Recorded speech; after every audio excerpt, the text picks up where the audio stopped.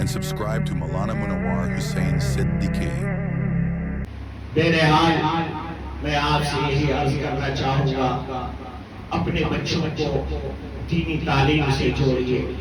رمضان کے بعد شاید ہماری اس مسجد میں بھی مکاتب کا سلسلہ ہے، مجھے نہیں معلوم ہے، اگر ہے تو اپنے بچوں کو مکتب میں بھیجیے۔ یہی وہ اصل گہوارہ ہے جہاں سے آپ کی نسلوں کی آبیاری ہے۔ جو بچہ مکتب نہیں جاتا وہ آگے چل کر کے سلمان رشدی بنتا ہے۔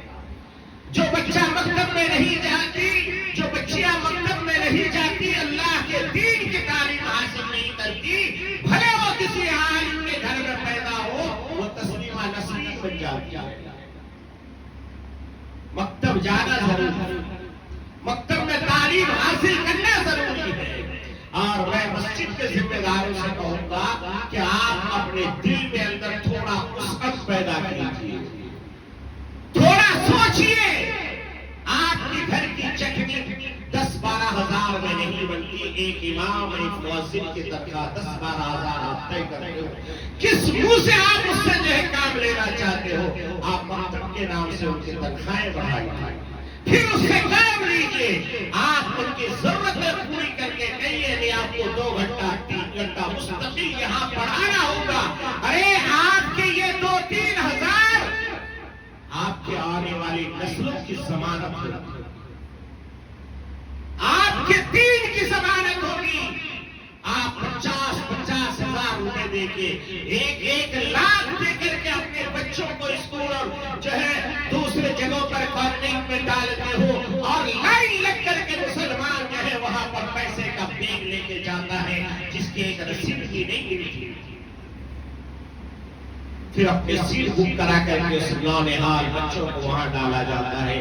نہ اس بچے کا آخرت اس میں محفوظ ہوتا ہے، نہ اس بچے کو کبھی یہ سکھایا جاتا ہے تمہارے باپ کا مقام کیا ہے، نہ اس بچے کو یہ بتایا جاتا ہے کہ تمہاری ماں جب پوری ہو جائے گی تو اس کا خدمت کرنا تمہارے اوپر فرض عین ہے، نہیں بتایا جاتا۔ میرے بھائیوں، آج انہی پڑھے لکھے لوگوں کے ماں باپ اور ہوم میں، آشیانے میں، بزرگ گھر میں یہی پڑھے لکھے لوگوں کے ماں باپ رہتے ہیں۔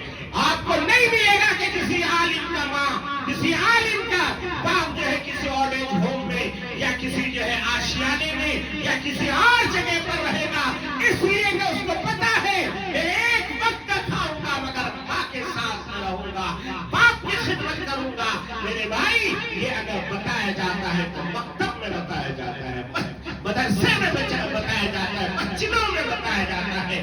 آپ نماز پڑھیے، آپ کا دین مکمل ہو گیا نہیں، آپ کو اس دین کو منتقل کرنا ہے اپنے بچوں پر۔ آپ کے بچے جوان ہوں گے، وہ منتقل کریں گے اپنے بچوں پر، تب یہ اسلام کا سلسلہ چلتا رہے گا۔ ورنہ آپ یہ سمجھیں گے نہیں میں اپنے بچے کو انجینئر بنا دیا، میں نے اپنے بچے کو ڈاکٹر بنا دیا، میں نے اپنے بچے کو جو ہے LLB کرا دی، میں نے اپنے بچے کو MBA کی ڈگری دلا دیا، MBA کا ڈگری دلا دیا، میری چھٹیوں کے نہیں۔ آپ نے دنیا کے اعتبار سے دنیا کمانے کا ذریعہ حاصل کیا ہے، آخرت اگر آپ کو بچا کے رکھنی ہے تو آپ کو اپنے بچوں کو مکتب میں ضرور بھیجنا ہوگا۔ اس لیے میرے دوستوں اور بزرگوں، میں نے جو آج کا مضمون انتخاب کیا تھا اس میں تو میں مکمل بات نہیں کر سکا، وقت مکمل ہو چکا ہے۔ میں آپ سے عاجزانہ گزارش کروں گا کہ آپ لوگ اپنا وقت نکال کر کے اسلام کی تعلیمات کو پڑھنے کی کوشش کیجیے، اور خصوصاً خلفائے راشدین کی تاریخ کو پڑھیے۔ خلفائے راشدین کی تاریخ جب نہیں پڑھیں گے، صحابہ کرام کی تاریخیں نہیں پڑھیں گے تو ہمیں ایمان کی روشنی نہیں ملے گی، ہمیں ایمان کی روشنی وہی سے ملتی ہے۔ اللہ ہمیں عمل کی توفیق عطا فرمائے۔ جاتے جاتے آپ سے پھر یہی عرض کروں گا کہ اپنے بچوں کا روشن مستقبل کے لیے دینی اعتبار سے مکتب اور دنیاوی اعتبار سے اچھے اسکول کا انتخاب کرنا ضروری ہے۔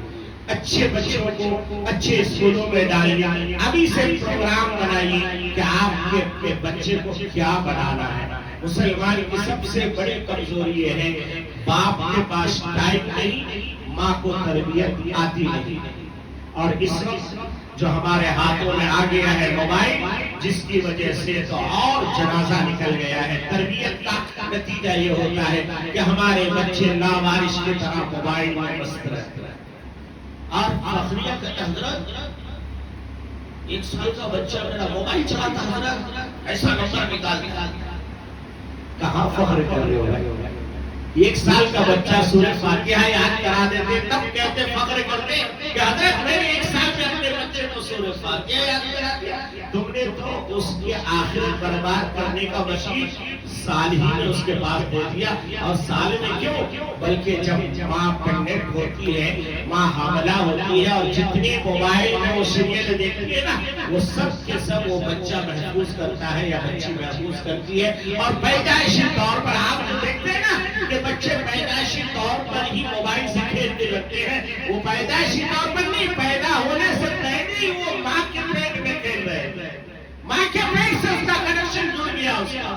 آپ نے واقعات کو سنا ہے کہ نہیں؟ حضرت شاہ عبد القادر جیلانی محبوب سبحانی رحمۃ اللہ علیہ 17 پارہ اپنے ماں کے قرآن میں، ماں کے پیٹ میں قرآن کو حفظ کر کے آئے تھے۔ وہ اسی لیے یاد کر کے آئے تھے کہ ان کی ماں 17 پارہ کے حافظہ تھی، وہ قرآن پڑھتی تھی، اور ماں کے پیٹ میں انہوں نے قرآن کو سن کے یاد کر لیا۔ آج ہمارے بچے ماشاءاللہ ماں جو ہے دن بھر موبائل میں، فیس بک میں، انسٹاگرام میں لگی رہتی ہے، اس کا بچہ جیسے ہی تھوڑا لینا سیکھتا ہے، موبائل فٹافٹ چلانا سیکھتا ہے۔ وہ حافظ قرآن بن کے نکلے تھے، یہ حافظ موبائل بن کے نکل گئے۔ مسلمان کے بچے حافظ موبائل بن کے نکل گئے۔ اللہ ہماری حفاظت فرمائے، آمین۔ وآخر دعوانا الحمدللہ رب العالمین۔